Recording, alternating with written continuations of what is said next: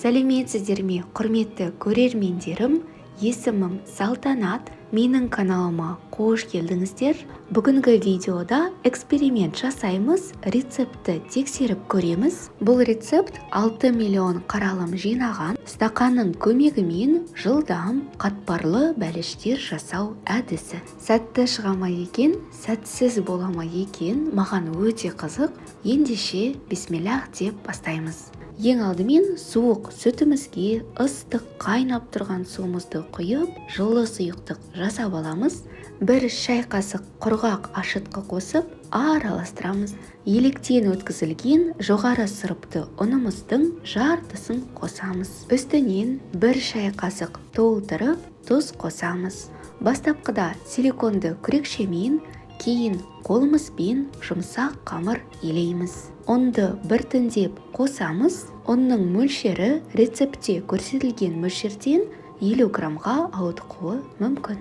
Әр ұнның тығыздығы әртүрлі болуына байланысты осындай ауытқулар болып тұрады. Шамамен 5 минут қамырымызды илейміз. Нәтижесінде қолға аз ғана жабысатын жұп-жұмсақ қамыр шығады. Ауа өтпейтіндей, кеуіп қалмайтындай бетін жауып 30 минутқа жылы жерге жібереміз. Осы уақытта салмамызды дайындап үлгереміз. Мен бүгін брынза және шпинат салмасын қолданамын. Салманы қалауыңызша ауыстыра беріңіз. Брынза ірімшігін ірі үккіштен өткізіп алдым. Енді шпинатты майдалап турап аламын. Бізге осындай бір пучок қажет болады. Әрине, шпинат қосу міндетті емес, кез келген өзіңізге ұнайтын аскөк түріне алмастырсаңыз болады. Құрметті сүйікті көрермендерім, қазақша каналымның ары қарай дамуына өз үлесіңізді қосыңыз. Видео ұнаса, пайдалы болса, тегін лайктарыңызды аямай басып, кез келген пікір қалдырыңыз. Ал жаңа көрермен болсаңыз, алда шығатын пайдалы видеоларды жіберіп алмау үшін міндетті түрде тіркеліп алыңыз. Қоңырауша белгісін басып қойсаңыз, бірінші болып видеоларды тамашалайтын боласыз.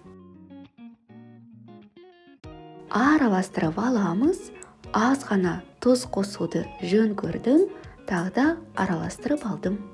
Осы уақытта қамырымыз аз ғана көтерілді, жарты сағат бойы жылы жерде тұрған болатын. Ұнымызды себелеп, қамырымызды 6 бөлікке бөлеміз. Мен көз мөлшермен бөлемін, қаласаңыз нақтылық үшін таразы қолдансаңыз болады. Әрбір бөлікті ұн себелей отырып дөңгелектейміз.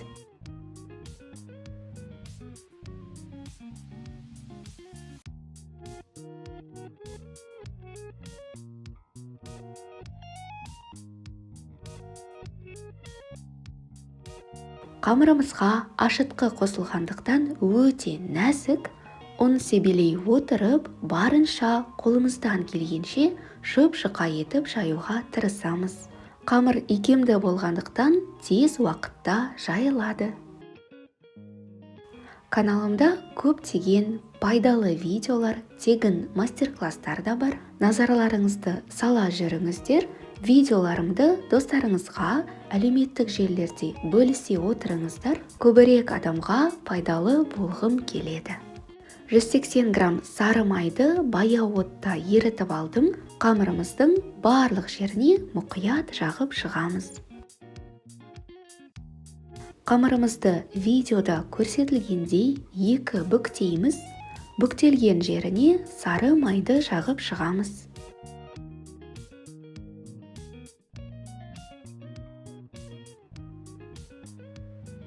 Бізге стақан қажет болады, стақанды да майлап алу қажет. Кейін видеода көрсетілген әдіспен стақанды қамырымыздың шетіне қойып жинаймыз. Бұл процесс сіз ойлағандай ұзақ емес, 1-2 жасағаннан кейін қолыңыз үйреніп кетеді.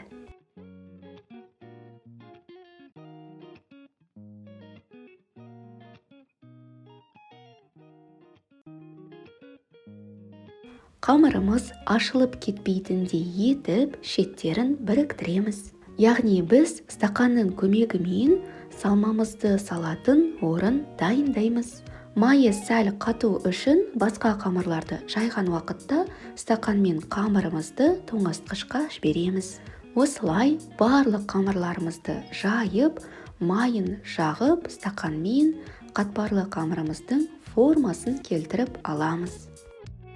Каналымды 95%-дан аса көрермен тіркеусіз көреді екен. Осы олқылықтың орнын жойып, еңбегімді бағалап, каналға тіркеліп алыңыз.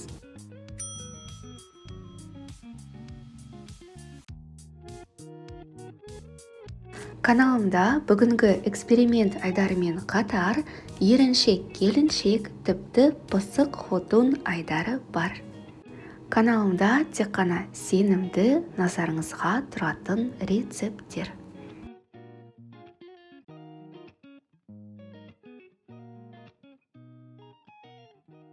Барлық қамырларды жайып болған соң, қамырды стақаннан ажыратамыз, пайда болған орынға салмамызды молынан саламыз.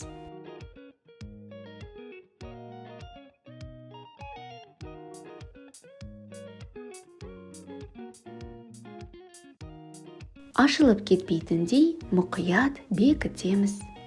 Айтып өткендей, бұл бәліштің салмасын қалауыңызша өзгерте бересіз. Мен ұсынатын нұсқаларды видеоның астындағы сипаттама бөліміне жазып кетемін. Осындай керемет кішігірім бәліштер шығады. Бетін жауып, көтерілуге шамамен 10 минутқа қалдырамыз. Кейін қолымызбен үстінен сәл ғана басамыз, бір жұмыртқаның сарысына бір ас қасық сүт қосып бетіне жағамыз. Сәндік үшін күнжіт, қара күнжіт себетін боламын. 180 градусқа дейін қыздырылған пеште қызарғанша пісіреміз. Оған шамамен 30-35 минут уақыт қажет болады. Біздің мини бәліштеріміз алтындай болып, қызарып, әдемі болып, сүп-сүйкімді болып пісіп шықты. Сондай қатпарлы, қытырлақ.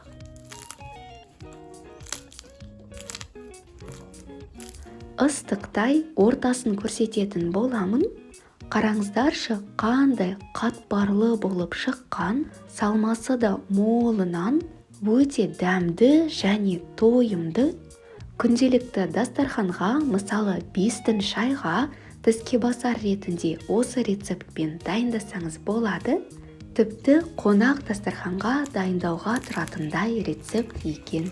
Эксперимент сәтті шықты. Стақанның көмегімен арнайы қатпарлы қамыр жасамай, қатпарлы бәліш жасауға болады екен. Мен ойлағаннан да керемет болып шықты, сондықтан міндетті түрде дайындап көріңіздер. Видео ұнаса, лайк басып, пікір қалдыруды ұмытпаңыз. Амандықта, жақсылықта, жаңа видеоларда жүздескенше.